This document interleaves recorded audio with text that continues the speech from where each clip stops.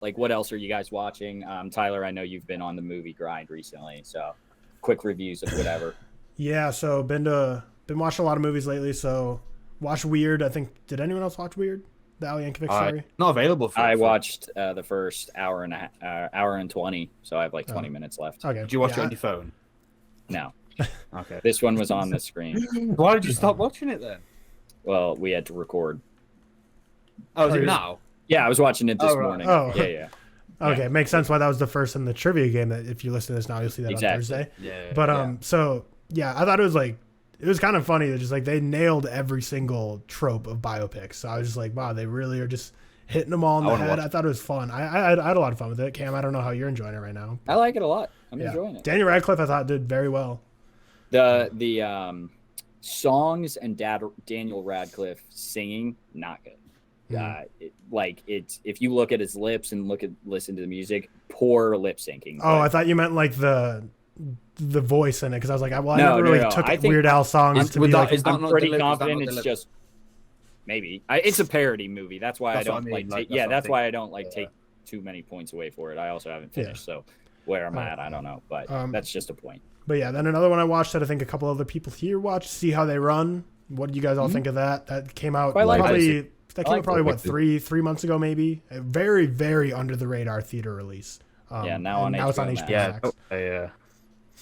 I thought it was good. I didn't think it was anything exceptional. It's a pretty typical whodunit with very charming performances, which elevates it to a pretty solid film, I think.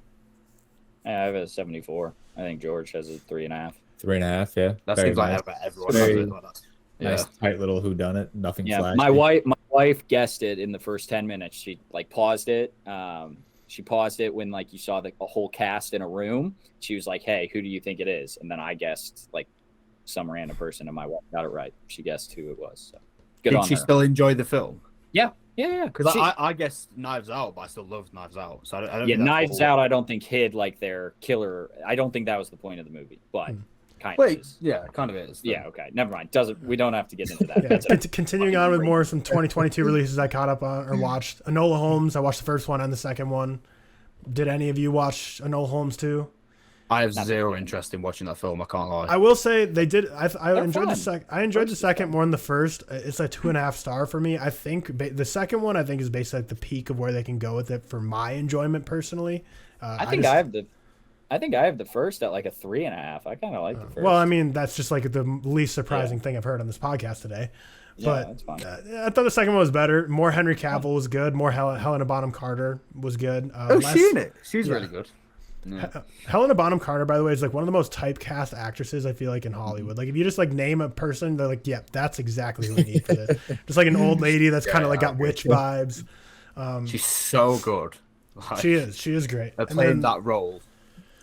And then I also watched Midsummer, whatever. I really liked it. A little long, and I feel the first 45 minutes. Well, no, the first 20 minutes were super great, and then the next 45. So after they get there, I feel it started off a little too slow for me, but overall good.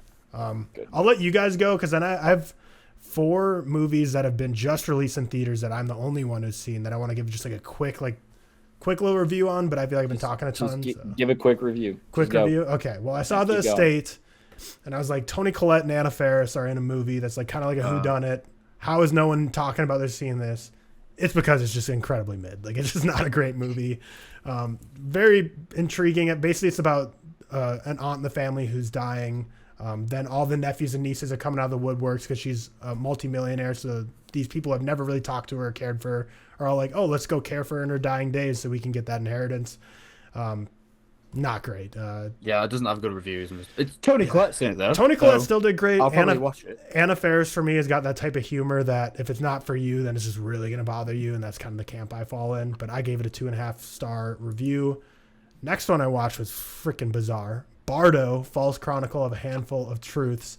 It is the most recent film from Alejandro Inarritu since directing the Oscar-winning Birdman. Very similar vibes to Birdman. I feel he had a lot he was trying to say with this movie, a lot about culture and really about basically someone who grew up in Mexico and now he's finding success in America and is kind of ditching his roots, and people in Mexico are starting to turn against him, saying he's kind of profiting off them because he's a documentarian. But this is a bizarre movie. It's wild. This isn't a spoiler alert, but you see some graphic imagery. Like, you literally see a baby be birthed, and then they shove the baby back in. It's not in any film. I hate Like, that this shit. is the first 5 minutes of the film. Just because if this doesn't sound like your speed, don't see the movie, because there's a lot of graphic stuff like this. Has a baby. The doctor's like, oh, this baby just told me he's not ready for this world right now. Just shoves it back in. And then the mom and her husband just or the pregnant woman and her husband just walk out, and they have about a 35-foot umbilical cord just hanging out of her, dragging behind, leaving blood. That's how you open the movie here. So this is a movie that you need to buckle in for. It's long as well, isn't it? So it's 2 hours, 40 minutes, which is after a cut of about 30 to 40 minutes out of it, because it got terrible reviews when it first came out. But I thought, like, it hit pretty good in the stuff he was trying to say, but there's just a lot of nonsense in this film that just wasn't really my speed. But I still gave it a 3.5 stars. And I do think he achieved a lot with this one, and it was very beautiful to watch. Like, the cinematography is great, but easily the most weird film I've seen this year, and I've seen some weird films this year, and the most graphic. Like, I texted you guys in the chat. I was like, this is, like, if you thought Blonde was graphic, this is infinitely more graphic. So I'll leave that at that. Final two, I'll just quickly run through them. Armageddon Time, Anthony Hopkins. If you're in a movie, I'm going to try to go see it, except I still have to finally see The Father. I'll watch that before The Sun comes out, which is next week. Nice roll. The Sun comes out, what, like in a week or two with Hugh Jackman, but No clue. we'll see. But Armageddon Time. The Florenzella film, is that? The what? Is it Florenzella? Yeah, it's like a sequel or a prequel. Yeah, sequel. Oh, is it? Okay. All right. Yeah. But Armageddon Time was basically a coming-of-age story for a boy who's growing up in public school. He's not doing that great. Befriends a man who is African-American, experiences a lot of racism, and this movie's set back around the time where Ronald Reagan was president. So it's just kind of Anthony Hopkins just kind of telling the boy, like, how he should treat people, and you just experience how society treats different people. A lot of classism themes, because there's private school kids, there's public school kids. I feel like this was a movie that just, like, felt like it was kind of Oscar bait and it was just skimming the surface and never really dived pretty deep in any of the themes. Anthony Hopkins is great, but based on the trailers, like, he's in this movie way less than you think he would be based on the trailers. That's what they're going to use it. Did you think this was like a problematic film? Because that's one review I've seen of it quite a few times. Did you get any hint of that, or is it just not? Is that just people kind of reaching for something towards that? Maybe. So basically, the thing people say is problematic is basically just handles themes a lot. So the stuff like racism and classism, and the big thing in this is Anthony Hopkins is telling the kid, like, oh, you have to stand up against racists. Like, you can't let that stuff slide.